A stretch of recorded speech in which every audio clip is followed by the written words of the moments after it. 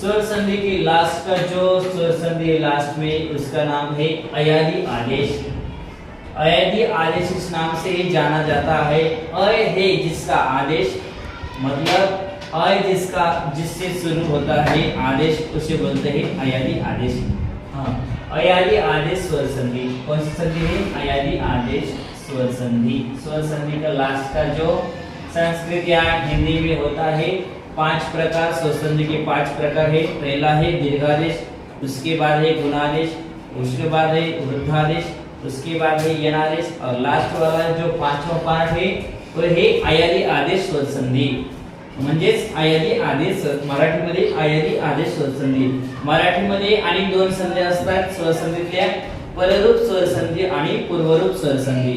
तर संस्कृत, मराठी आणि हिंदी मध्ये प्रमुख स्वर संधीचे 5 प्रकार सांगितले। हे 5 प्रकार आपल्या समोर शेवटचा प्रकार प्रस्तुत केलेला आहे अयादी आदेश स्वर संधि। अयादी आदेश किसे कहते हैं उसकी व्याख्या हम देखेंगे। ए ऐ तथा ओ औ के बाद यदि इसमें भिन्न स्वर आए तो उनके बदले क्या होता है? अय के बदले ए के बदले होता है अय। ए या ए के सामने कौन सा भी विभिन्न स्वर आए तो अय बन जाता है। अय के सामने कौन सा भी विभिन्न स्वर आए तो उसके बदले आय बन जाता है। इसी तरह ओ के सामने कौन सा भी स्वर आए, ओ के सामने कौन सा भी विभिन्न स्वर आए तो ओ का क्या बनता है? औ। इसी तरह लास्ट में जो है औ, ओ, औ के सामने कौन सा भी स्वर आए तो उनके बदले, दोनों के बदले, उनके बदले औ के बदले औ बन जाता है। क्या बनता है?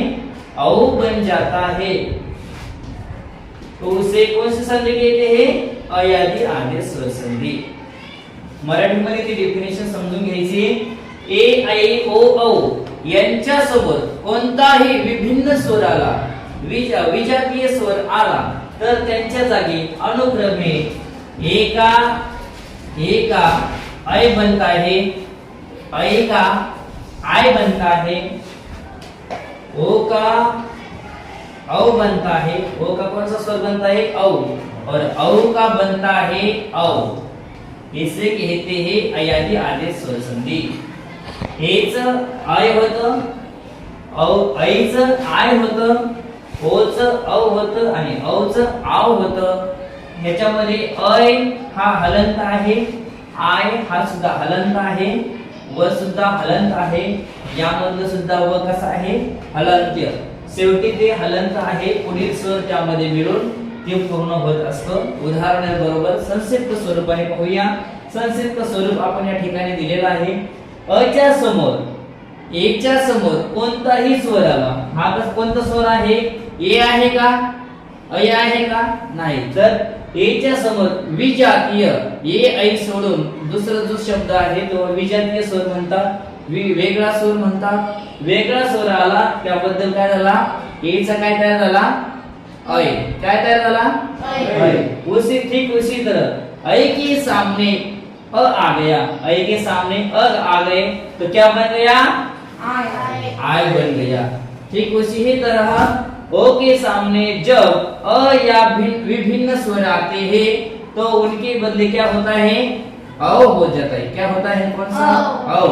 और औ के सामने कौन सा भी विभिन्न स्वर आए तो उनके बदले क्या होता है? आव बन जाता है। उसे ही अयादी आदेश स्वर संधि कहते हैं। उदाहरण के साथ देखेंगे। ने, ने अधिक अन, ने अधिक अन। ने में कौन सा स्वर है यहाँ पे? ए। ने में कौन सा स्वर है? ए। सामने कौन सा स्वर आ गया है? कौन सा स्वर आ गया है? अ। तो दोनों का क्या बन जाएगा? ए के सामने जब अ आता है तो उनके बदले क्या होता है? अय। क्या बनता है? अय। अय बनता है। यह कैसा रहेगा? अलग। ये ने में, न में कौन सा स्वर है? न में स्वर है ए। कौन सा स्वर है? ए। न हलंत हो गया, न हलंत हो गया तो न में लग जाएगा अय। यहाँ पर ए नहीं लगेगा। क्या नहीं लगेगा? ए नहीं लगेगा। ये न हलन थे उसे लग जाएंगे अय। अय लगा दिया तो न क्या हो गया? पूरा। पीछे वाला जो अय है ये भी क्या है? हलन। ये हलन थी। लेकिन अन ए लगाने के बाद, अन प्रत्यय लगाने के बाद अ में ये में क्या मिलेंगे? अन। तो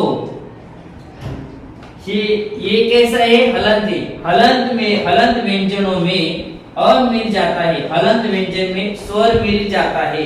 हलंत कौन सा भी व्यंजन है या वर्ण है उसे स्वर ही पूरा कर देते हैं। क्या करते हैं? पूरा कर देते हैं। हाँ, यामध्ये जे स्वर हलंत, जे व्यंजन हलंत असतात व्यंजनामध्ये स्वर मिक्स होऊन ते व्यंजन काय होतं? पूर्ण होत असतं। त्याप्रमाणे अ न य पूर्ण, आता त्याला य जोडून घेतलं, अ जोडून घेतलं आणि न आहे असं घेतलं, शब्द तयार काय झाला? नयन। जर समजलं नसेल तर तुम्ही पुन्हा पुन्हा विचारू शकता। समजलं का हे?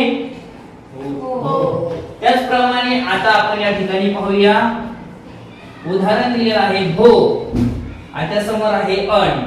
भोच काय होईल? भो मध्ये कोणता स्वर आहे? ओ। भो मध्ये कोणता स्वर आहे? ओ स्वर। कोणता स्वर आहे? ओ। त्याच्या समोर कोणता स्वर आला? अ। कोणता स्वर आला? अ। दोन्हींचा मिळून काय होईल? दोन्हींचा मिळून नाही होत तर पुढच्या स्वराचा मिळून होतो। काय होतं त्याचा? अ होतो। काय म्हणताय? क्या म्हणताय? अ। तो यही, इसमें से जो ओ निकल गया है, बाकी क्या है? सिर्फ भ। क्या क्या सिर्फ बाकी? भ। और उसे अ जोड़ देंगे। क्या जोड़ देंगे? अ। भ को जब अ जोड़ देता है तो हलंत भ भी क्या होता है? पूरा हो जाता है। वो पीछे जाता है तो क्या होगा? भव। क्या बनेगा? भव। और आगे जो भी वर्ड है, जो स्वर बाकी है, जो अक्षर बाकी है वो भी उसे जोड़ देंगे। भव अधिक अन। भव अधिक अन। मैंने आपको पहले से ही कहा है, जब व्यंजन हलंत होता है तब उसे स्वर पूरा कर देता है। स्वर क्या करते हैं? पूरे कर देते हैं। उसे हम कनेक्ट करेंगे, एक साथ जोड़ेंगे। ऐसे कैसा होगा? भ, ये है वो में ए स्वर मिलाया, वो पूरा हो गया और पीछे रह गया न। क्या हो गया शब्द? भवन। भो का भवन हो जाता है। कब? जब ओ के सामने कौन सा भी स्वर आए, विभिन्न स्वर आए तो ओ का क्या बनता है? अ बन जाता है। बाकी के पीछे वाला जो स्वर लगाकर उसे पूरा कर दे जाते हैं, उसे कहते हैं, कौन सी संधि कहते हैं? अयादी आदेश। और कुछ उदाहरण के साथ देखते हैं। स्टॉप। ये उदाहरण आपके लिए है। इसमें से जो भी हम संयुक्त बनाते हैं दोनों मिलकर, आपने ही वैसे ठीक उसी तरह छोड़ने का प्रयास करना है। इसमें से और एक उदाहरण आपके सामने छोड़ रहा हूं तो दिखाई दो। यहाँ पर है पौ।